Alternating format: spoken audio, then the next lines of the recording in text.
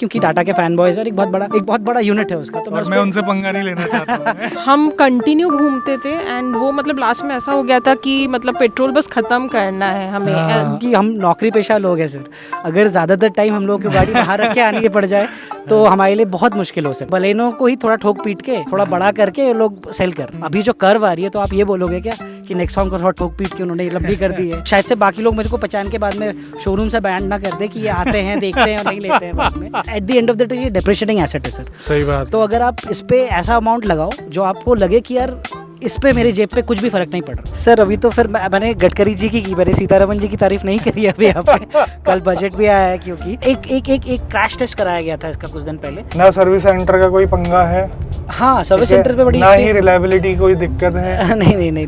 नमस्कार दोस्तों, एक बार फिर से आप लोगों का स्वागत है। पीछे आप लोकेशन देख रहे हैं, काफ़ी ज़बरदस्त बादल हैं, अच्छे से मौसम बड़ा सुहावना हो रहा है। और इस बार आए हुए हैं हम एक कपल से मिलने के लिए। सुमोजीत आए हैं हमारे पास और पायल मैम आई हुई हैं। आप दोनों का बहुत बहुत स्वागत है। और एक गाड़ी लाए हैं एक ऐसी जो कि कम समय में काफ़ी प्रचलित हो गई, काफ़ी अच्छी सेल्स कर रही है, लोग उसे काफ़ी पसंद कर रहे हैं। हालांकि वो गाड़ी को मैं भी चला रहा हूँ, मैं भी 3-4 दिन के लिए उसका ओनर बना हूँ, बट ये लाइफ टाइम ओनर बन चुके हैं। गाड़ी आप देख सकते हैं फ्रेम पे, गाड़ी है फ्रोंग्स। इनकी जो गाड़ी है 1.2 litre naturally aspirated delta plus है। और कितनी चला दी है सर, आप बताएंगे जरा? 3000 किलोमीटर चला दी है सर। 3000 का एक्सपीरियंस हो चुका है। और सबसे बड़ी बात ये है कि ये हुंडई से मारुति में शिफ्ट हुए हैं और उसके बाद अच्छा खासा इसको चला दिया, काफ़ी एक्सप्लोर करते हैं। ये फूडी भी हैं और ट्रैवल भी पसंद है इनको। इनका इंस्टाग्राम हैंडल है, वो मैं आपके साथ शेयर कर दूंगा आपके डिस्क्रिप्शन में। सबसे पहले ये पूछना चाहूँगा, हुंडई के बाद मारुति का एक्सपीरियंस कैसा है? First of all thank you sir, Ravi sir आप मुझे यहाँ पे वेलकम आपने किया। आपके व्यूअर्स को एक नमस्ते मेरी तरफ से, हम दोनों की तरफ से। इनफैक्ट रीजंस बहुत सिंपल थे सर। एक्चुअली मेरा ट्रैवल रहता है सर काफ़ी, मतलब जैसे मैंने आपको बताया कि मैं वर्क फ्रॉम होम पे रहता हूँ, बट मुझे गुड़गांव इवेंचुअली जाना पड़ता है। तो फ्यूल एफिशिएंसी एक सबसे मेन कारण था सर। दूसरी चीज़ थी Hyundai में बहुत टाइम से मैंने चला लिया था, मतलब वो गाड़ी मेरे डैड ने ली थी और इवेंचुअली मैंने ही उसे काफ़ी ज़्यादा चलाया, बिकॉज घर पे सिर्फ मुझे ही ड्राइविंग आती है मोरलेस। काफ़ी एक्सपीरियंस कर लिया था, बहुत अच्छा था, बहुत अच्छा एक्सपीरियंस है, मैं बिल्कुल नहीं बोलूँगा। आपकी कौन सी गाड़ी थी, आपने बताया नहीं सर सैंट्रो। कितना देती थी? सर मैंने टैंक टू टैंक करा हुआ है, तो मतलब उसमें एक्चुअली MID में तो नहीं होता था, तो मैं इतना आइडिया नहीं लूँगा, बट हाँ मैं कह सकता हूँ विद इन सिटी 12-13 यही रहता था उसका, इससे ज़्यादा ऊपर नहीं देती है। और वो भी रेयरेस्ट ऑफ, मतलब बहुत ड्राइविंग पैटर्न पे भी डिपेंड करता है कि आप किस तरीके से फ्यूल एफिशिएंसी निकाल रहे हैं, तो वो भी एक रीज़न होता है। तो मैं वो नहीं बोलूँगा कि हो सकता है कि किसी और को ज़्यादा मतलब ड्राइविंग केबिलिटी ज़्यादा अच्छी हो उनकी, वो ज़्यादा फ्यूल निकाल लें। वैसे पापा के पैसों के फ्यूल में उतना दर्द तो होता नहीं।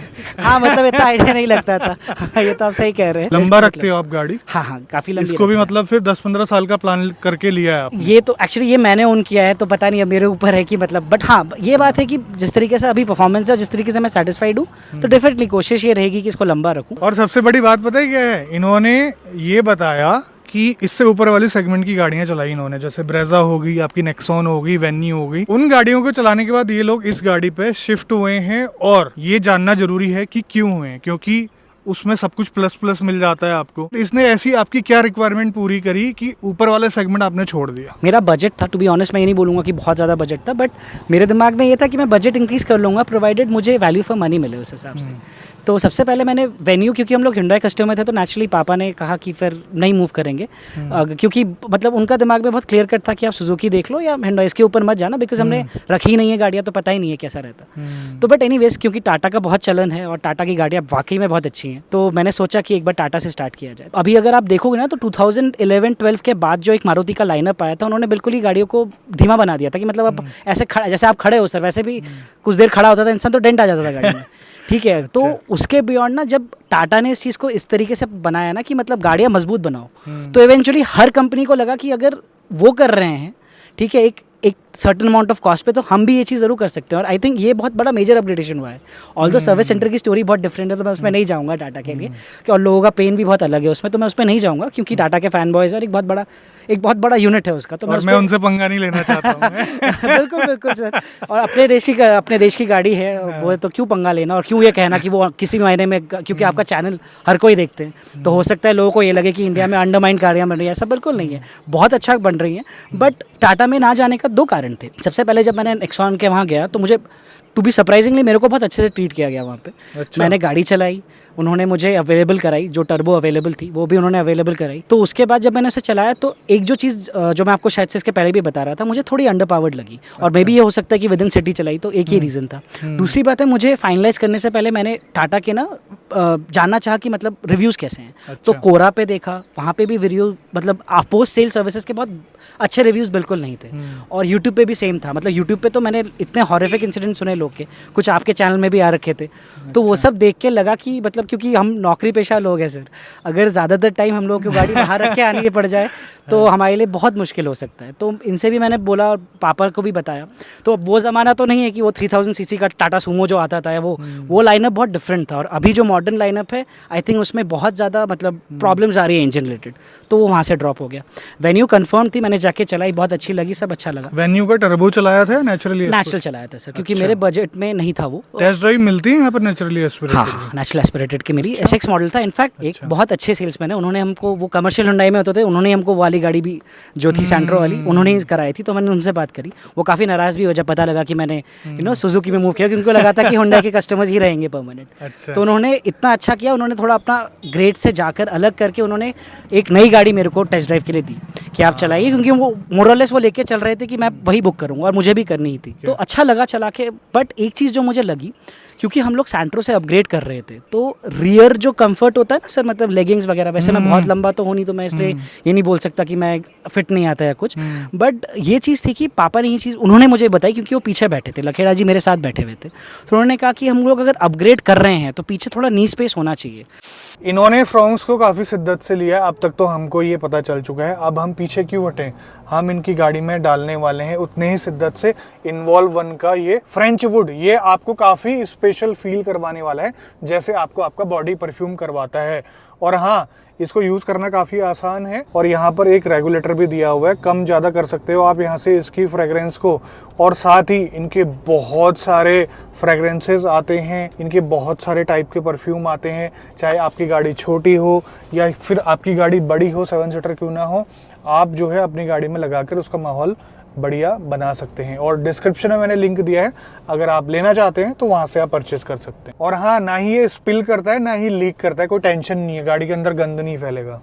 मतलब अभी क्या है ना सर, टू बी ऑनेस्ट, मतलब मुझे नहीं पता, ये थोड़ा कंट्रोवर्शियल हो सकता है, बट फैक्ट है कि अभी जो एसयूवीज बेची जा रही है उनमें मतलब उनको बस हैचबैक्स को थोड़ा ऊंचा करके और मतलब एक ही मतलब इस तरह बेची जा रही है कि मतलब मतलब किसी को ग्राउंड क्लियरेंस दे दिया 190, किसी को 200 दे दिया 210। जबकि किसी भी एसयूवी को अगर आप मतलब देखते हो तो उसमें लैडर ऑन फ्रेम, क्या कहते हैं, वाटर वेडिंग कैपेसिटी, बहुत सारी ऐसी चीज़ें होती है जो एक एसयूवी के एसयूवी बनाती है। बट अभी इस पॉइंट ऑफ टाइम पे चल रहा है तो आई थिंक मतलब बेची जा रही है। आप इसको क्या बोलोगे? मैं इसको क्रॉसओवर बोलूँगा सर। अच्छा। ये एसयूवी तो बिल्कुल नहीं है। जस्ट बिकॉज मेरे को बोनट नज़र आ जाए इसका मतलब ये नहीं होता कि वो एसयूवी हो। जो इस वेरिएंट के जो है सोनेट थी, नेक्सॉन थी, उनमें रियर में नेक्सॉन को तो खैर मैंने रूल आउट कर ही दिया था because of under powered, but venue और सोनेट में दोनों में ये लगा कि पीछे रियर जो है सीटिंग कंफर्ट नहीं है, थोड़ा सा दबी हुई लग रही थी पीछे से मुझे। मैंने ब्रेजा भी देखी, एलेक्सा वेरिएंट में मैंने जाके देखा, बट एलेक्सा वेरिएंट में जो फीचर्स वो उस रेंज में ऑफर कर रहे थे, उस प्राइस रेंज में मुझे ये काफ़ी वैल्यू फॉर मनी लगी। तो ये मेरे मतलब ये आंखों में थी मेरे, बट बार बार ना थोड़ा सा टू माइंड्स लोगों ने इस तरीके से कर दिया था कि यार बलेनो को ही थोड़ा ठोक पीट के थोड़ा बड़ा करके लोग सेल कर। फिर मैंने जब इतनी सारी गाड़ियाँ चेक करी तो मुझे एक चीज़ रियलाइज़ हुई कि ऐसा नहीं है, क्योंकि अगर आप टाटा का नेक्सॉन का फ्रंट देखते हो वो भी सेम, पंच का भी सेम और हैरियर का भी सेम। अभी जो कर्व आ रही है तो आप ये बोलोगे क्या कि नेक्सॉन को थोड़ा ठोक पीट के उन्होंने लंबी कर दी है, या फिर अगर आप सेल्टॉस को ये बोलोगे कि सोनेट को थोड़ा ठोक पीट के उन्होंने सेल्टॉस बना दिया है, या वेन्यू का जो फ्रंट वाला जो ग्रिल है वो भी मोर और लेस उनके ये क्या कहते हैं अल्काजार से इंस्पायर्ड है मोर और लेस। तो आप ये थोड़ी बोलोगे अल्काजार को कि वेन्यू को थोड़ा ठोक पीट के बड़ा कर दिया। वो तो अभी ये वेरिएंट चल रहे हैं सारे इसलिए हैं, तो मुझे वो आर्ग्यूमेंट बहुत ही इनवैलिड सा लगा। मैंने कहा मैं खुद जाके एक्सपीरियंस करता हूँ। तो मैं जानबूझ के मैं सबसे पहले जाके मैंने उनको बोला कि मुझे विटारा विटारा चलाई विटारा मतलब इतनी आसानी से पैसे देकर नहीं आए, बहुत मेहनत करवाई है आपने। नहीं मैंने की है सर, टू बी ऑनेस्ट। ये मैं सही बता रहा हूँ कि मैं अब शायद से बाकी लोग मेरे को पहचान के बाद में शोरूम से बैंड ना कर दे कि ये आते हैं देखते हैं और नहीं लेते हैं बाद में। बट फैक्ट है सर कि अगर मैं डाल रहा हूँ, क्योंकि मैं सर वकील हूँ at the end of the day, तो मैं हर चीज़ को बजा के ज़रूर देखता हूँ एक बार कि मतलब मैं जो इन्वेस्ट कर रहा हूँ इट्स वर्थ इन्वेस्ट, क्योंकि at the end of the day ये डेप्रिशिएटिंग एसेट है सर। सही बात। तो अगर आप इस पे ऐसा अमाउंट लगाओ जो आपको लगे कि यार इस पे मेरे जेब पे कुछ भी फर्क नहीं पड़ रहा। उसके बाद मैंने उनको बोला कि आप बलेनो दिखाओ, तो वो ना शायद से थोड़े सकपका गए वो, तो उनको ये लगा कर कि क्या रहा है? एग्जैक्टली मतलब ये बेसिकली उन्होंने बोला कि सर आपकी रिक्वायरमेंट क्या है, तो मैंने उनको ये बता दिया कि ऐसा ऐसा है। तो उन्होंने कहा सर एक काम करो, आपको जो देनी है आप वही देखो। तो रोहन मोटर्स है, बस मेरे घर के ऑपोजिट ही है सर। मतलब मैं आपको बाहर से उन्होंने मुझे बलेनो पूरा दिखाया, टॉप वेरिएंट ही दिखाया था, तो जो अमाउंट था वो बहुत इजीली अवेलेबल, मतलब जो अमाउंट मैं पे करने वाला था बहुत इजीली अच्छा लगा। मेरा आइडिया मैंने उनको नहीं बताया था कि सिर्फ ये है पता करना कि इसको जो मिड वेरिएंट बता रहे हैं क्यों है। एनीवेज फिर इन्होंने मुझे टर्बो दी ऑटोमेटिक, जैसे मैंने आपको बताया 1 लीटर वाली, तो वो काफ़ी मतलब उसमें बैठ के मतलब ऐसा लग रहा था कि मतलब हाँ, जैसे वो मैंने पोलो TDI चलाई नहीं है, बट जो मैंने एक्सपीरियंस किया है लोगों को वही बताते हैं कि मतलब उसमें एक जो थंप आता है पोलो TDI में वगैरह में, तो मोरलेस मुझे लगा कि पुश वही है, मतलब एकदम से आप, क्योंकि मैं नेचुरली एस्पिरेटेड से जा रहा था और मैंने कभी ऐसी इतनी पावर वाली गाड़ी चलाई ही नहीं थी। चलाया, देखा, बहुत अच्छी लगी मुझे, बट मेरा रिक्वायरमेंट नहीं था। तो मैंने उनसे पूछा कि कितना है, तो उन्होंने मुझे मतलब मार्केटिंग गिमिक की तरह पुश करने की कोशिश करी कि इसका बहुत अच्छा एवरेज भी है एंड ऑल, बट मुझे पता था कि टर्बो नहीं निकालती है और रिक्वायरमेंट नहीं थी। तो मैंने उनको स्पेसिफिकली फिर बोला कि आप मुझे नॉर्मल वेरिएंट दिखाइए, तो फिर मेरे को ये बहुत अच्छी लगी, मतलब जो रिक्वायर्ड था वो टिक कर रही थी। और रियर में सबसे पहले मैंने पापा को बुला के बोला, क्योंकि यूजुअली पापा मम्मी पीछे बैठते हैं। अच्छा, मैं एक इंसिडेंट बताना चाहती हूँ कि मारुति सुजुकी में सबसे फर्स्ट जो हम लोग का इंटरेस्ट डेवलप हुआ था, हम लोग गोवा गए थे, वहाँ पे हमने कार रेंट की थी, तो वहाँ पे हमने बलेनो ड्राइव किया था ओवरऑल। तो वो ड्राइव करने के बाद थोड़ा सा हमें मारुति सुजुकी की गाड़ियों में इंटरेस्ट आ गया था, तो हमने वहाँ से थोड़ा सा हमें लगा कि नहीं ठीक है, काफ़ी अच्छी माइलेज हमें मिल गई थी वहाँ पे, 21-22 हो गई थी। एंड ये हो गया था हम लोगों का कि हम पेट्रोल डलवाते थे, हम कंटिन्यू घूमते थे, एंड वो मतलब लास्ट में ऐसा हो गया था कि मतलब पेट्रोल बस ख़त्म करना है हमें। बेसिकली हमें ना वहाँ पे ये चलता है कि जितने फ्यूल पे आप दे रहे हैं उसी में आप गाड़ी वापस कीजिए। सही बात है। तो मैंने वो नोट कर लिया था मेरे पास, तो हमने फुल टैंक करा लिया था। उसी फुल टैंक के साथ हम लोग 3 या 4 दिन रहे सर। हमने साउथ गोवा पूरा एक्सप्लोर किया उसी के टैंक के साथ, और एंड में हमने शायद से जाके 1 दिन भराया था, वो भी हम लोग खत्म नहीं कर पा रहे थे। इसके वजह से हम लोगों ने ज़बरदस्ती घूमे हैं हम लोग। यही इंसिडेंट के बाद से हम लोगों का थोड़ा सा इंटरेस्ट डेवलप हो गया था। उसके बाद मतलब totally credit goes to him कि मतलब इनका इन रिसर्च और सब कुछ करने के बाद ये गाड़ी मतलब प्राइस रेंज में हमें बहुत अच्छी लगी। कुछ ड्रॉबैक्स है, बट आई थिंक अगर इस रेंज में आपको बाकी गाड़ियों के कंपैरिजन में सारे फीचर्स मिल रहे हैं तो I think it's good to go. मुझे स्पेशली इसका जो रियर इसका स्पेस है वो मुझे बहुत इसका अच्छा लगता है, प्लस जो भी बाकी फीचर्स है आई थिंक वो बाकी गाड़ियों के हिसाब से तो हमें मिल ही रहे हैं। आप इसके ओवरऑल डिज़ाइन के बारे में क्या कहना चाहेंगे? एग्जैक्टली मुझे डिज़ाइन इसका बहुत ही पसंद है। मतलब मैं इनको बोलती हूँ कभी कभी कि ये एक्चुअली में डिज़ाइन इसका काफ़ी यूनिक लगता है मुझे। इट्स नॉट कम्प्लीटली आपका सेडान भी नहीं है, बट ये थोड़ा सा फील दे रहा है उस टाइप का। जो बलेनो में आपको एवरेज मिल रहा था गोवा में, वो एवरेज इसमें मिल रहा है या अभी तो नहीं मैं बोलूँगा कि मिल रहा है मेरे को अभी। अभी सर जैसे मैंने बताया कि विद इन सिटी 16-17 का एवरेज है। अच्छा। और हाईवे पे इजीली 19-20-21 तक हाईएस्ट गया है टू बी ऑनेस्ट। कुछ कमियां लगी गाड़ी में? बहुत है।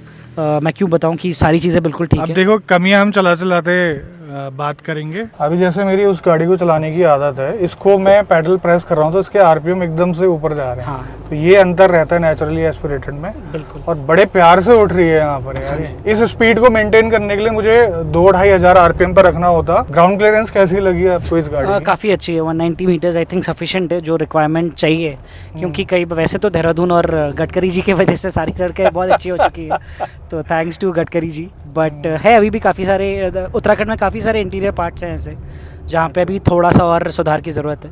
गडकरी जी की तारीफ कर रहे हैं। जी जी। तो तारीफ के साथ साथ 1 लाख रुपए आपके बच सकते थे बलिनो लेके। सर अभी तो फिर मैंने गडकरी जी की मैंने सीतारमन जी की तारीफ नहीं करी अभी यहाँ पे। कल बजट भी आया है क्योंकि, तो हाँ सर बच तो सकते थे डेफिनेटली। तो रिक्वायरमेंट बहुत सिंपल थी कि थोड़ी हाई ग्राउंड क्लियरेंस हो, बजट फ्रेंडली हो मेरे लिए, और सबसे इम्पोर्टेंट चीज़ कि फ्यूल एफिशिएंट हो। एक क्रैश टेस्ट कराया गया था इसका कुछ दिन पहले, जो मारुति ने अपने ऑफिशियल वेबसाइट से रोल आउट किया था यूट्यूब पे, तो वो देख के भी थोड़ा कॉन्फिडेंस और ज़्यादा बढ़ा। अच्छा, आप कमियों की बात कर रहे थे, क्या क्या कमियां लगी इसमें? सर एक कमी जो मुझे ड्राइविंग में लगी वो ये है कि अगर पीछे 3 लोग बैठ जाएं तो इसका जो रियर वाला जो ये है क्या कहते हैं, ये विजिबल नहीं होता है। ऑल्दो इसके ORVMs बहुत बड़े हैं तो वो फिर वहाँ से मतलब ठीक हो जाता है, बट हाँ मतलब क्योंकि मेरे को बहुत ज़्यादा देखने की आदत है बाय डिफ़ॉल्ट, चेंज करते हुए लेन में अगर मैं मतलब टॉगल कर रहा हूँ तो बार बार पीछे देखना पड़ता है, तो एक वो मेरे को लगा। दूसरा सर मेरे को इसका एसी लगा कि थोड़ा सा ना टाइम लेके करता है ये कूलिंग जो है, क्योंकि अभी इससे पहले मतलब इस तरह की गर्मी हमने कभी देखी नहीं थी। स्पेसिफिकली अभी जिस तरीके से गर्मी पड़ी थी अभी कुछ दिन पहले, और देहरादून में भी बहुत गर्म हो रखा था, तो मैं तो यूजुअली आगे वाला पार्ट ऐसा हो जाता था कि फ्रिज हो जा रहा है वो फ्रंट में, ड्राइवर और जो साथ में है, बट जो पीछे वाले हैं उनको थोड़ा टाइम हो रहा था। मतलब 2-4 बार मेरे पापा ने मुझे बोला भी कि मतलब इसमें क्या तुमने एसी बंद कर रखा है या कुछ। ब्लैक इंटीरियर की वजह से अच्छा, इफेक्ट पड़ता है एसी पे। मुझे बाकी फ्रोंक्स के ओनर ने भी बोला है जी जी कि जी गर्मी में थोड़ी बहुत दिक्कत होती है, जी। गाड़ी गर्म जल्दी हो जाती है अगर धूप में खड़ी है। जी एसी तो सही काम करता है लेकिन कूलिंग करने में थोड़ा सा ज़्यादा टाइम लगा देता जी है। जी जी। ड्राइवेबिलिटी में तो मुझे कोई इशू नहीं आया टू बी ऑनेस्ट। मेरे हिसाब से आपका जो बजट था जी उस हिसाब से आपको एक परफेक्ट कार मिल गई। आपको जी। बाहर से कुछ करवाने की जरूरत नहीं पड़ी। नहीं। अगर आप इससे ऊपर वाले सेगमेंट में जाते जी उसमें आपको कुछ ना कुछ करवाना पड़ता, जी भले ही वो ब्रेजा एलेक्साई क्यों ना हो, जी जी जी या टाटा की नेक्सॉन क्यों ना हो, जी, जी, वेन्यू क्यों ना हो। जी जी जी। ब्रेजा की रिक्वायरमेंट ये गाड़ी पूरी कर सकती है आपके हिसाब से? सर एलेक्साई जिनको लेनी है मेरे हिसाब से उनकी रिक्वायरमेंट बहुत इजीली फुलफिल हो जा रही है इसमें, क्योंकि एलेक्साई में वेटिंग बहुत ज़्यादा है। मुझे नहीं पता दिल्ली एनसीआर क्या हाल है, बट देहरादून में ठीक ठाक वेटिंग है उसके ऊपर, क्योंकि एलेक्साई में आपको कुछ भी चीज़, बहुत सारी चीज़ें बाहर से करवानी पड़ रही है। आपको नेक्सा की सर्विस कैसी लगी? मतलब अच्छी एक्सपीरियंस ओवरऑल बहुत अच्छी सेल्स का, बहुत और अच्छी एक्सपीरियंस है।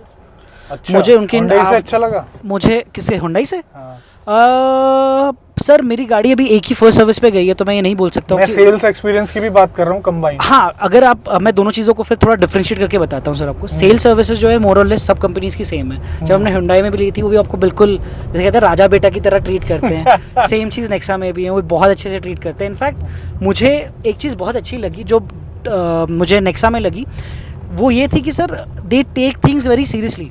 मतलब अगर इफ़ यू टेलिंग, उनको अपने रिव्यूज़ को लेके बहुत चिंता है, हर छोटी छोटी चीज़ का बहुत ख्याल रखते हैं वो लोग, ये मुझे अच्छा लगा। जबकि इतनी सारी गाड़ियाँ बिक रही हैं उनकी। किन लोगों के लिए बनी है ये गाड़ी ये बताओ? हाँ मैं बताता हूँ सर, नौकरी पेशा हैं आप, हाँ। ठीक है, आपको नो नॉनसेंस कार चाहिए, हाँ। ठीक है, अगर आपको चाहिए कि एक मतलब एक अच्छी ठीक ठाक बजट में एक फैमिली कार जो आपके सारे रिक्वायरमेंट्स को फुलफिल कर जाए, including ground clearance, including fuel efficiency, including a very good a decent amount of safety as well. तो I think it's highly recommended for. एक चीज़ लगी है इसमें, वो ये लगी है कि ना जो अगर आपके हाइट का 6+ अगर कोई बैठ रहा है उनका सर अड़ेगा इसमें, बिल्कुल अड़ेगा, क्योंकि ये स्लोपिंग रूफ है, कूपे डिज़ाइन जिसको कहते हैं, परफेक्ट वाला। तो हाँ, तो अगर आप बहुत ज़्यादा लंबे हैं और रियर में बैठते हैं तो चांसेस है कि आपका सर अड़ेगा, तो वो नहीं है।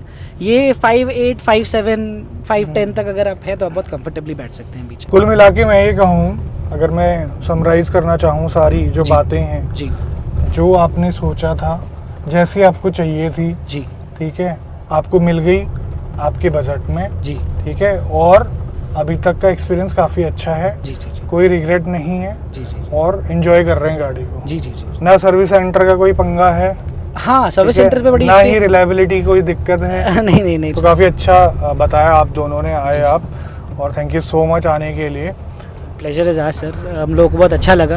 It's a great platform I think.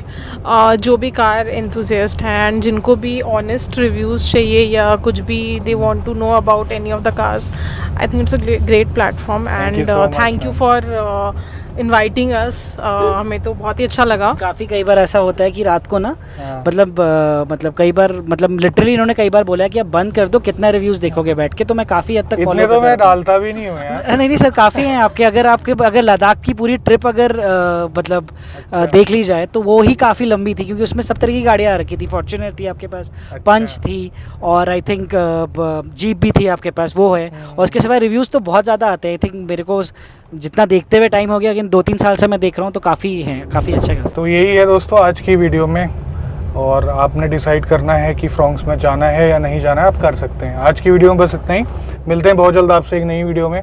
तब तक के लिए बाय बाय, ख्याल रखिए अपना, भारत माता की जय, और thank you so much again. Thank you everyone.